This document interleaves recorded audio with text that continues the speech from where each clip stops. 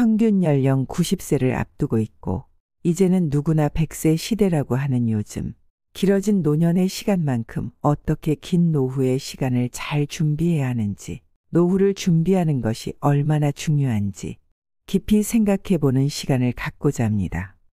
늘어난 노후를 행복하게 잘 준비할 수 있는 방법에 대해 황창현 신부님의 말씀에서 지혜를 구해보도록 하겠습니다. 나는 젊었을 때 정말 열심히 일했다. 그래서 세상으로부터 능력을 인정받았고 다른 사람들한테 존경도 받았다. 그 덕분에 나는 65세 때 당당히 은퇴할 수 있었다. 그런 내가 30년 후인 95세 생일 때는 얼마나 후회의 눈물을 흘렸는지 모른다. 내 인생 전반기에 해당하는 65년은 너무도 자랑스럽고 떳떳했지만 후반기 30년은 참으로 부끄럽고 비통한 삶이었기 때문이다. 나는 퇴직 후에 지금까지 참 열심히 살았으니 이제 남은 인생은 그냥 보너스라 생각하자. 그저 무탈하게 조용히 살다 가자고 다짐했었다. 그러다 문득 내 후반생을 돌아보니 참으로 덧없는 삶이었다는 걸 깨닫게 되었다. 그렇게 30년 세월을 보냈다. 30년이라면 내 인생 95년에서 3분의 1에 해당하는 긴 시간이다. 만약에 내가 퇴직할 때 앞으로 30년을 더 살 수 있을 거라고 생각하고 철저히 준비했다면 이렇게 남노하게 살지는 않았을 것이다. 무언가를 다시 시작하기엔 65세라는 나이가 너무 늦었다고 생각한 것이 큰 잘못이었다. 나는 지금 95세지만 정신이 또렷해서 앞으로 10년은 더 살 수 있을 것 같다. 그런 의미에서 나는 지금이라도 오래전부터 하고 싶었던 어학 공부를 시작하려고 한다. 그 이유는 단 하나, 10년 후 105번째 생일을 맞아 10년 전 95세 때 왜 그때라도 무엇인가를 시작하지 않았는지 후회를 되풀이 하고 싶지 않기 때문이다. 이 글은 95세 된 어르신이 남긴 수기입니다. 살면서 자아실현은커녕 인생이라는 무거운 짐에 짓눌린 채 근근히 연명하는 사람들이 너무 많습니다. 특히 노인 세대로 올라갈수록 더욱 심해집니다. 위 수기를 읽어보면 남의 일이 아니라고 가슴을 치는 분들이 많을 것입니다. 흔히 30부터 60살까지를 인생의 황금기라고 부릅니다. 오롯이 자아실현을 할 수 있는 시기이기 때문인데요. 자아실현이란 타고난 능력을 자신의 뜻대로 제대로 사용하는 걸 가리킵니다. 달리 말하자면 자신이 오래전부터 꿈꾸어온 일을 살아가는 동안 온전히 세상에 펼쳐내는 일입니다. 고대 그리스의 철학자 아리스토텔레스는 인간은 자신의 잠재력을 최대한 발휘함으로써 궁극적 목적인 행복에 도달할 수 있다고 말했습니다. 이것을 조금 더 쉽게 비유해서 말씀드리겠습니다. 강의를 나가면 강단에 물이 준비되어 있습니다. 말을 많이 하다 보면 갈증이 나서 사막에서 오아시스를 만난 것처럼 그 물을 시원하게 마십니다. 그 물은 목을 적셔주며 제 목적에 따라 쓰였으니 제대로 자아실현을 한 물입니다. 그런데 강의에 정신이 팔려 물병에 손도 안 대는 경우가 있는데 그러면 그 물은 자신의 목적을 달성하지 못한 물이 됩니다. 샴푸를 하나 샀다고 해봅시다. 마지막 한 방울까지 다 썼으면 그 샴푸는 내게 와서 자신의 용무를 전부 마친 것이니 자아실현을 한 것입니다. 제가 머무는 사제관에 개가 한 마리 있습니다. 전라도 목포 문수동 성당 강의 갔을 때 얻었다 하여 문수라는 이름을 붙여주었습니다. 그런데 이 녀석이 제가 사제관에 도착했다 하면 총알같이 달려나옵니다. 밤낮 가리지 않고 조그만 녀석이 저만 보면 가슴까지 뛰어오르며 반가워합니다. 그런데 이 녀석은 다른 신부님들이 오시면 짖지도 않고 물지도 않는데 제가 독신으로 사는 사제라는 걸 아는지 여자들만 오면 성질을 벌컥 내며 큰 소리로 짖어댑니다. 심지어 다리를 물기까지 하며 제게 접근하지 못하게 합니다. 문수 녀석은 정말이지 자신의 역할을 톡톡히 해내며 자아실현을 하는 개입니다. 그런데 제가 부모님들에게 자식 인생 살지 말고 본인 인생 살라고 하면 이렇게들 항변합니다. 신부님은 장가를 안 가서 우리 마음을 잘 모릅니다. 아이 제대로 키우는 게 최고지. 무슨 자아실현입니까? 자식을 잘 키우는 일이 유일한 자아실현이고 자기 삶의 최고 목표라는 것입니다. 저의 최대 약점인 장가를 가지 않은 것을 문제 삼는다면 할 말이 없어지니 입을 다물 수밖에 없습니다. 그러나 자식을 잘 키우는 것만이 인생 최대의 목표이고 자아실현의 전부라고 말씀하신 분들이 60세가 되었을 때 다 큰 자식들에게 듣게 될 말이 혹시 이런 말은 아닐까요? 나는 이제 다 컸으니 더 이상 내 인생에 간섭하지 마세요. 이제 제발 엄마는 엄마 인생을 사세요와 같은 말이라면 어떨까요? 지난 세월 한 번도 자신만의 인생을 꿈꿔본 적 없던 엄마는 자식이 말하는 엄마 인생이라는 게 무엇인지 잘 모르는 경우가 허다합니다. 나만의 인생을 산다는 것이 무엇인지 한 번도 진지하게 고민해 본 적 없고 자신이 가진 능력이라는 게 무엇인지도 모르니 사는 게 그저 허무하고 재미없을 뿐입니다. 그렇기에 요즘은 95세가 아니라 60대 중반에 벌써부터 자신이 인생 헛살았다며 회한의 눈물을 흘리는 분들이 참 많습니다.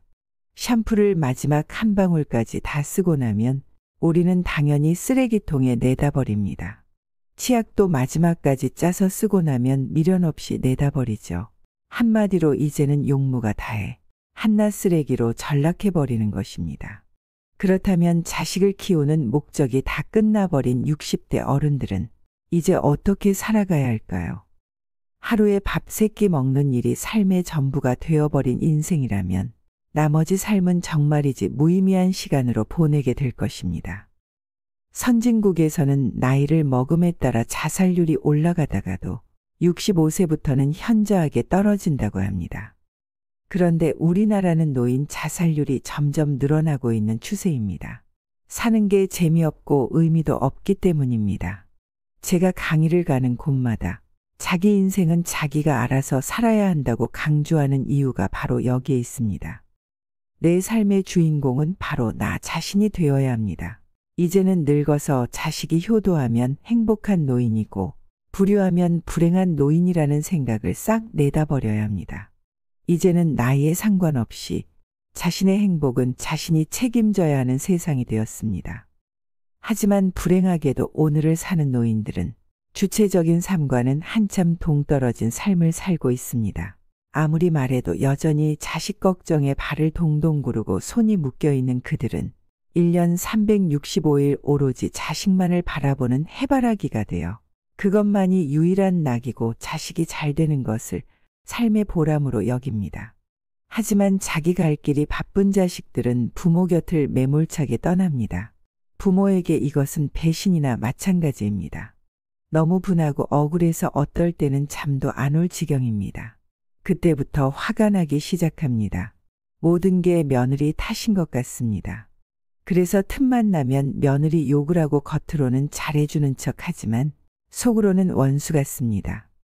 자신의 인생은 희생해가며 오로지 자식만을 위해 살아왔는데 인생 마지막에 찾아온 허무감에 자식도 원망했다. 며느리도 원망했다. 세월 탓까지 해가며 화가 난 상태로 살아갑니다. 제가 새로운 사자성어 하나를 소개하겠습니다. 누죽걸산입니다.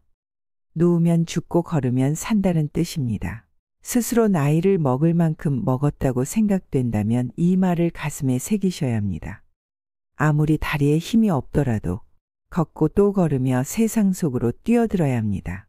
귀찮다고 가만히 누워서 천장만 바라본다면 스스로 늙음을 재촉하고 죽음을 앞당기는 것과 같습니다.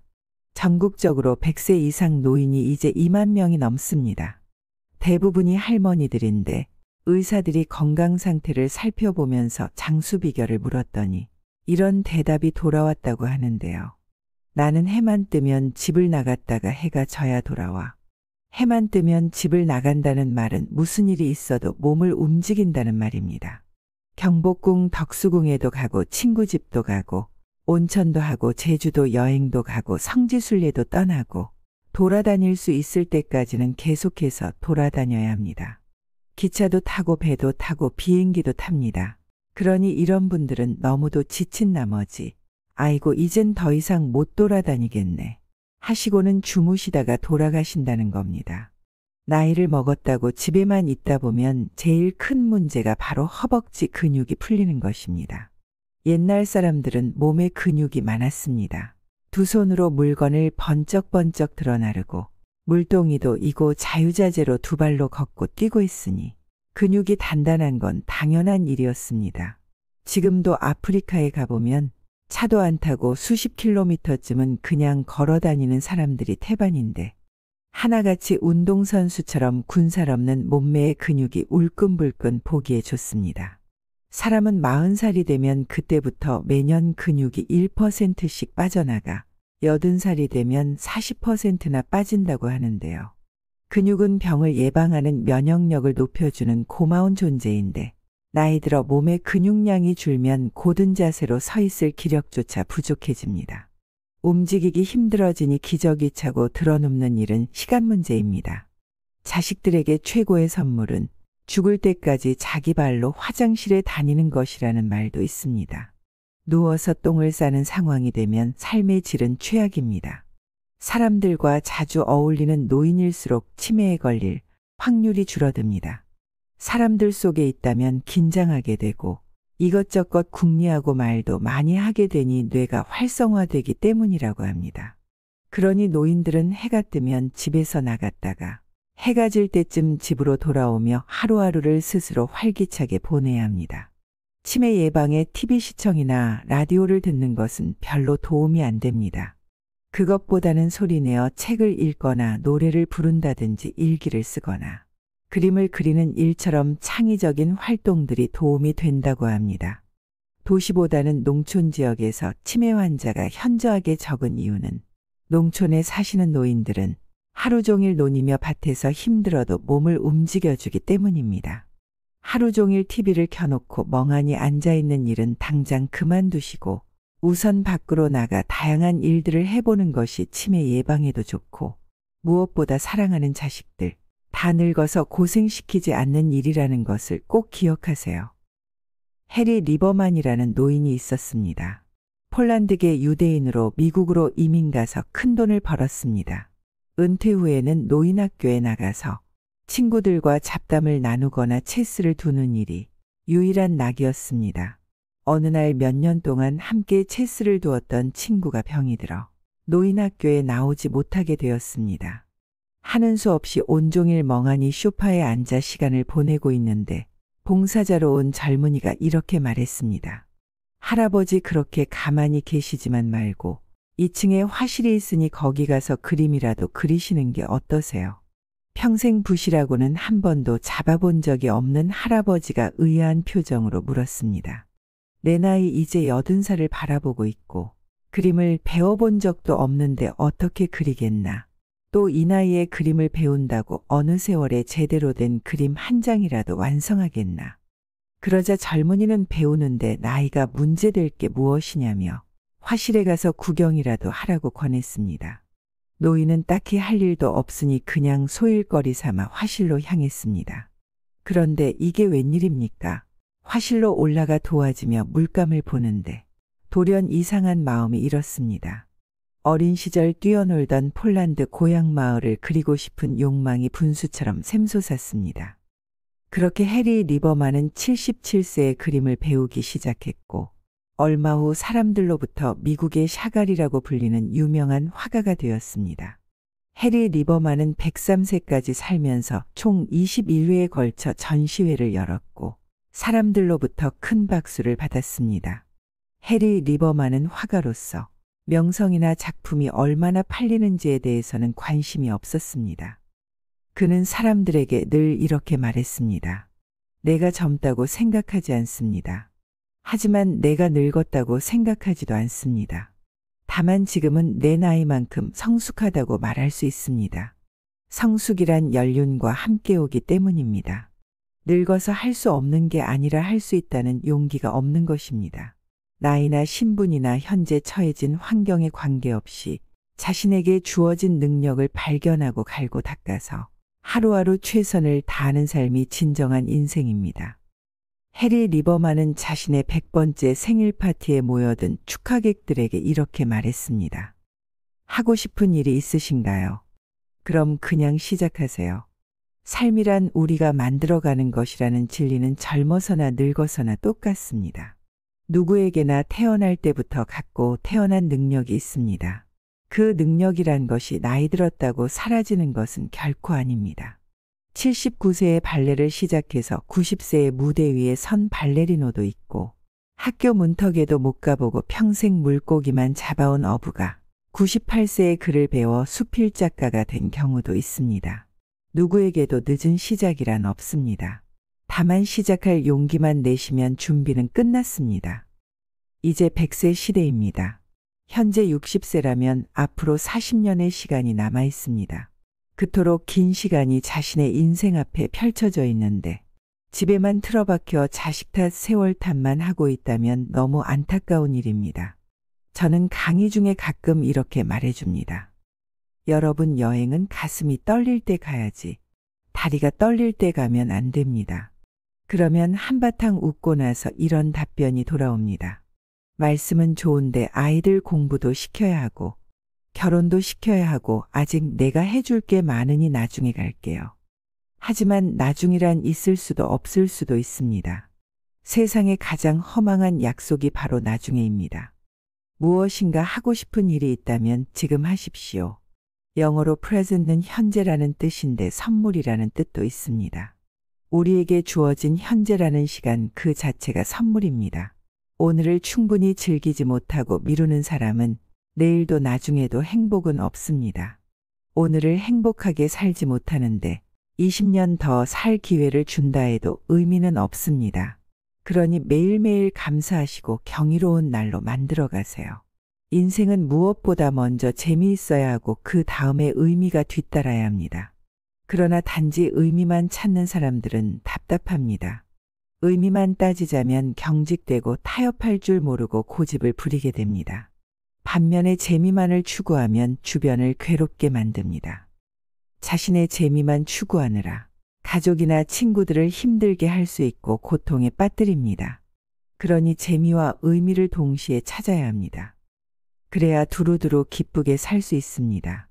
자식 사랑만 하지 마시고 제일 소중한 자기 자신을 소중하게 대하고 사랑하시기 바랍니다. 그렇게 살다가 죽어서 하늘로 올라가더라도 세상 참 잘 살다 왔다. 세상살이 참 즐거웠다 말할 수 있습니다. 오늘 지혜의 말씀이 여러분에게 많은 도움이 되시기를 바랍니다. 여러분의 여생이 더욱 행복하시길 소망하겠습니다. 이상으로 밤을 잊은 철학이었습니다. 철학이 있는 당신의 삶을 응원하겠습니다.